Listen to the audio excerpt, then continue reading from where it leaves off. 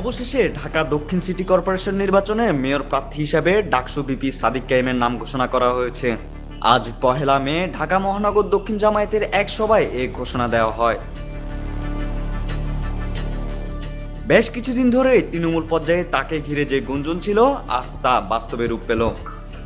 সাদিক কাইম বর্তমানে ছাত্র রাজনীতির আলোচিত মুখ। তিনি ছাত্র শিবিরের কেন্দ্রীয় আন্তর্জাতিক সম্পাদক হিসেবে দায়িত্ব পালন করছেন।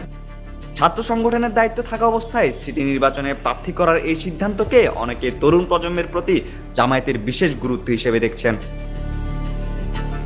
জুলাই গণ অভ্যুত্থানে সাদিক কাইমের সক্রিয় ভূমিকার কারণে সাধারণ শিক্ষার্থীদের মধ্যে তার গ্রহণযোগ্যতা তৈরি হয়েছে। ডাকসু নির্বাচনে বিপুল ভোটে বিজয়ী হওয়ার পর এবার তিনি মেয়র প্রার্থী হিসেবে সক্রিয় জনরাজনীতিতে নাম নেন। নির্বাচনী ময়দানে এই তরুণ নেতা কতটুকু সফল হন, এখন সেটাই দেখার বিষয়। আবু সুফিয়ান, প্রাইম বাংলাদেশ।